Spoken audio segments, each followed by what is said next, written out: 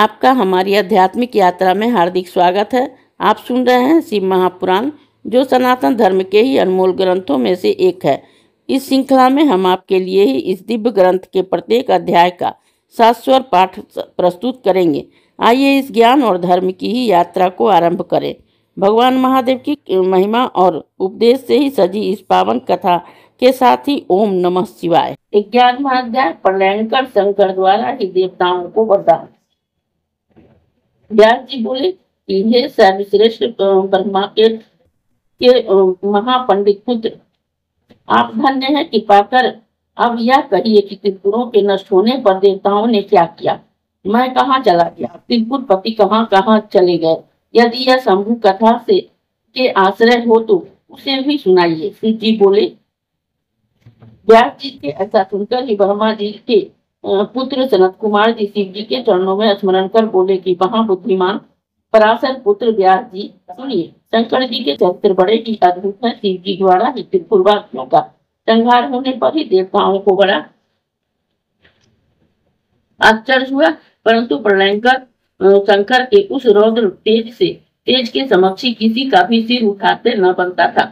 इधर इंद्र उपेंद्र आदि सभी देवता भगवान शंकर और हिमाचल के पुत्री पार्वती की ओर देखते ही नतमुख किए खड़े ही रह गए।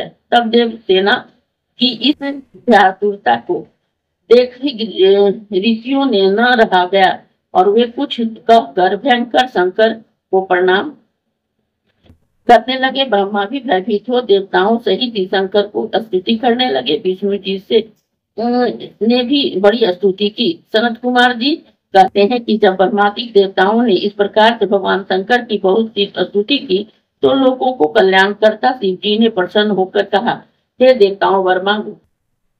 तब शिव जी ने ऐसे वचन सुनते ही देवता प्रसन्न हो गए और उन्होंने कहा कि हे देवेश, यदि आप हम पर प्रसन्न हैं तो कोई वर देना चाहते हैं तो हमें यही वर दीजिए कि हम देवताओं पर भी जब कोई संकट आवे आप हमारी सहायता के लिए ही प्रकट हो, हमारे दुखों को सर्वदा दूर कर दिया करें।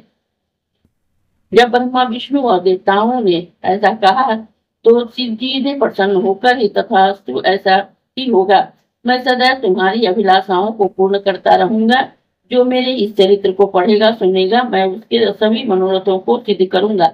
ऐसा कहकर शंकर जी ने देवताओं को अभिष्ट वर दिया। इस अध्याय के श्रवण हेतु आपका हृदय से धन्यवाद।